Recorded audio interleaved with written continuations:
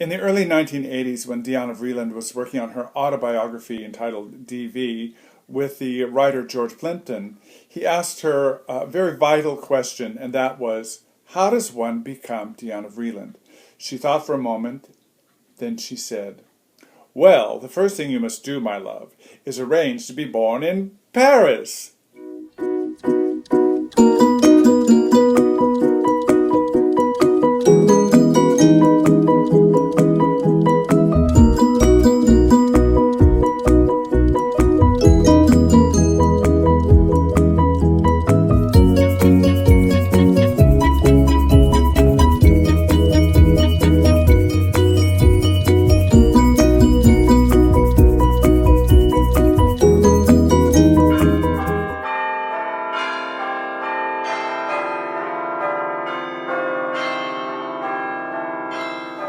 This is Lionel Smith from Sense Memory, and we're going to be discussing a new line of perfume from the creator Alexander Vreeland, who is the grandson of the great Diana Vreeland. Yesterday I got a chance to go downtown with my friend and your friend too, Sebastian from Man Loves Cologne, and we explored this line at Neiman Marcus. So now a little bit about Diana Vreeland. Diana Vreeland was born in 1903 and she died in 1983. And she was an incredible, creative, wonderful force in American fashion. As I said in my introduction, she was born in Paris, and she was born in the time of the Belle Epoque, the great period of extravagance in France. And in those days, it was all about the hourglass figure. Coco Chanel had not yet changed the way women looked. So she came into this world in an age of great beauties and in an age of the Ballet Russe and Diaghilev. And as a matter of fact, Diaghilev and Jinsky were guests at her family home in Paris. Well, then at age 10, she and her family moved to New York. In the 1920s, she was a young woman and vibrantly excited by the incredible changes that were happening in society and culture and fashion. And at this time she met her husband, Reed Vreeland, and they were married. They moved back to London in the 1930s, and at this time she began her career in fashion. She started a small lingerie house in London, and then she and her husband moved back to New York. In 1936, she was spotted by Carmel Snow, who was the editor-in-chief of Harper's Bazaar magazine. Diana was spotted by her in a nightclub, and Carmel Snow noticed how incredibly well-dressed she was, and she offered her a job at Harper's Bazaar. And what Diana did in the very beginning was she wrote a column, and this column was called Why Don't You? And it was a column where she would give suggestions of things for women to do,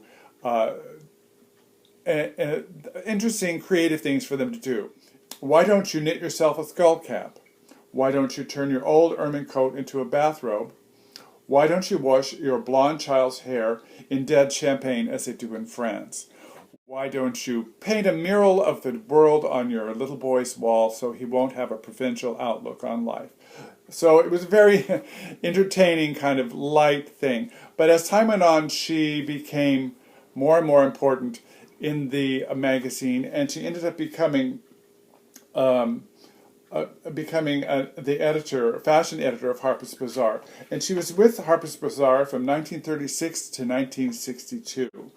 Then she decided to leave Harper's Bazaar, and she was offered a job as the editor-in-chief of Vogue magazine. Now, the interesting thing about what she did was she changed fashion in the United States and changed fashion magazines. Before she came along, it was just like how to please your husband, how to make this, how to do that. And she made fashion an art form. And she discovered some incredible creative people along the way and gave them start in the fashion world. She shaped the careers of photographers, art directors, models, fashion designers, including Oscar de la Renta, Manolo Blahnik, Richard Avedon, the great photographer, and Diane von Furstenberg. Furstenberg has said about Diana Vreeland, she saw things in people before they saw them in herself. She was famous for some wonderful quotes, and one of her quotes was, I adore artifice, I always have. And around this time, when she was the editor of Vogue magazine in the 1950s, she and Richard Avedon were the inspiration for a film called Funny Face, starring Audrey Hepburn and Fred Astaire. And the character that she inspired was Maggie Prescott, which was played by Kay Thompson. I'll put a link down below to a video clip from the film so that you can check that out. It's quite entertaining. After she left Vogue in the early 70s, she was approached by the Metropolitan Museum of Art in New York to become the special consultant to the costume department. And before she did that, costume was kind of kept in the back, dusty, never brought out. It was just kind of an archive where they preserved costumes. But when she came, she turned it all around. She created great shows, great interests. Her very first show was entitled The World of Balenciaga. And she brought in costumes from film. She brought in a show called The 18th Century Woman, where she created a tableau of all these costumes interacting with each other. Every show, the mannequins were in a story, which really delighted the public. And Jackie Kennedy once said about Diana Vreeland, she said, "To say Diana Vreeland has dealt only with fashion trivializes what she has done. She has commented on the times in a wise and witty manner. She has lived a life." So, as I said, I went yesterday with Sebastian and a couple of other friends, and we got to try some samples, and we met the wonderful representative at Neiman Marcus for Diana Vreeland's line. His name is Tony, and he gave me samples of the three that I like. Now, there are 5 in the line, and each one is inspired by something that Diana Vreeland said. So the first one is called Absolutely Vital. She was constantly saying things were absolutely vital. And this was an oriental floral. The nose behind it is Yves César. Then the second one is Outrageously Vibrant. It's a cheaper floral, and the nose behind that is Carlos Benjamin. These two were okay. They didn't really knock me off my feet, but the 3 that did are right here. And the first one is Extravagance Ruse. Its nose behind that is Clement Garvey. He's famous for Sarah Jessica Parker's Lovely and for Armani Code. It's an oriental. The notes are amber, resin, bourbon, vanilla, and musk. So let's just take this out and smell it. And of course, I did get to smell it yesterday and really just love this one. This is the most masculine of the line. They are all designed for women, but this one is definitely, I would say, the most masculine and the most easily worn by men. It is really stunningly beautiful.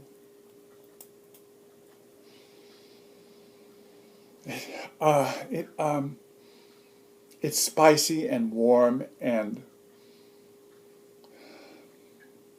not, I wouldn't say exotic, but elevated. It's kind of an elevated, sophisticated fragrance that, of course, a woman could wear beautifully, and I think a man could really rock it, and just, it's really exquisite. So I definitely recommend that for my friends out there who are men who like perfume and cologne. Another quote by Diana Vreeland that I like is, "Style, all who have it share one thing, originality." Now, the next one on our list here is called Perfectly Marvelous, and it is, the designer is Celine Barrel. She's famous for Vanilla Anise by Joe Malone, and it's a pure floral. The notes are red sandalwood, jasmine, and pimento, or it's also known as cherry pepper. This one, when I smelled it, I was immediately transported to a more classic era in perfumes, and it really has a feeling of kind of the glamorous, glossy feeling of like New York in the 50s. It really is sophisticated, chic, elegant, and that pimento note is just so beautiful. It's a little peppery, and that really is a nice addition to the floral. It's not just a straight floral, but it has pizzazz, as Deanna Vreeland would say. It's a kind of a little peppery pizzazz going on there. Really, really, really like that one. Now, another interesting quote that I like by Deanna Vreeland is, a little bad taste is like a nice splash of paprika, or in this case, pepper. We all need a splash of bad taste. It's healthy, it's hearty, it's physical. I think we could use more of it. No taste is what I am against. Now, the last one we're going to be exploring is called Simply Divine. The nose for this one, again, is Clement Carvey. It's a floral also. The notes are, this one is divided into top. The other two had relatively few notes, but this one is very, very complicated. And the top notes are crushed green leaves and nutmeg. The mid notes are tuberose, orange, blossom, and jasmine. And the bottom notes are Indian sandalwood, Italian orris root, cashmere wood, tonka bean, and musk. So this one just knocked me out. This is my absolute favorite. I really think I might even get this one. It's bottle worthy, as we say. And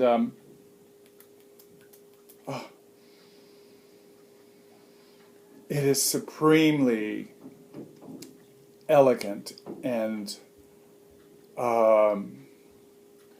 sensuous. It has tuberose in it, and the tuberose and did I mention that in the mid? I don't think I mentioned it. The middle notes are tuberose, orange blossom, and jasmine. And the thing about this is that the sandalwood and the orris root calm that tuberose down. A lot of times tuberose will be just